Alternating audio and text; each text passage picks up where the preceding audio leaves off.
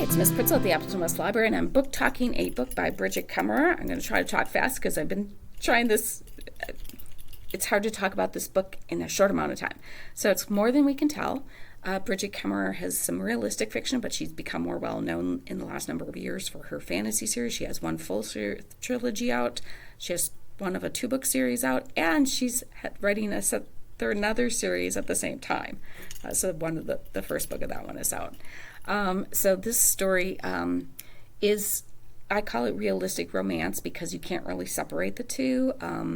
People who want a lighter, fairer romance are probably, this is not for you. People who like realistic fiction, I think this is a great choice for you because it's not super heavy romance, but the characters sharing of each other and the relationship that develops, it's definitely, it's friendship that becomes more romance. For me, this book just works on so many levels, and it's what I would call multi-layered, and not everybody's going to like that. I love those books where I really care and feel about the characters. So Rev Fletcher is our male character. He grew up in an abusive home. His father used religion as a means for or a reason for abusing. And he was taken away from his father around age 8, and he was adopted by his foster parents when he was 12.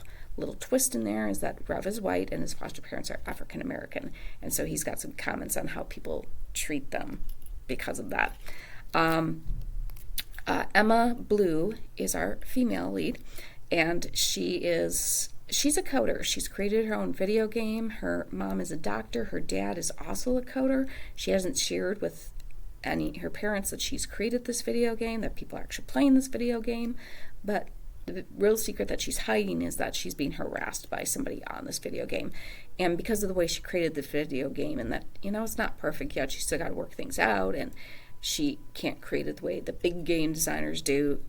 She can kick him out, but if the guy keeps coming back under a different email, and so she has to constantly keep, so she tries different ways too, like she tries ignoring him and everything like that. So Rev and Emma meet because Rev likes to go and sit by this one church.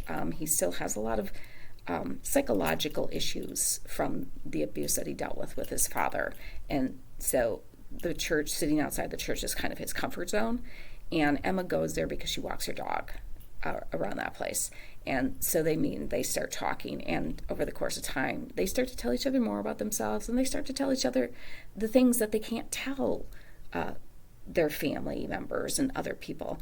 The other thing is Rev's family is also, they are an emergency foster home, so they often bring in new kids, and so Rev's used to this, but it's usually like a baby or a toddler, and this time it's a boy of like 10 or so.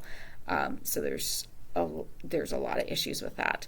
Like I said, I just felt the characters were extremely well developed. I thought the story was well developed. I'm like, to me, I'm going a lot of you are going, this is a really big book, Miss Pritzel, but to me, to get such an incredible story and such incredible character development into such a small book is really fantastic. So I am really excited now that I've read one of her books, even though it's one of her realistic fiction books. I'm excited to read some of her other realistic fiction books, but also her fantasy books. Maybe it'll be spring break before I get there, but I'm very excited to read more of her stuff because I really did like this book a lot. So maybe this is your genre, maybe not. Come into the library or let me know. I love to help people find books that you want to read, and I really do believe there's a book out there for everyone.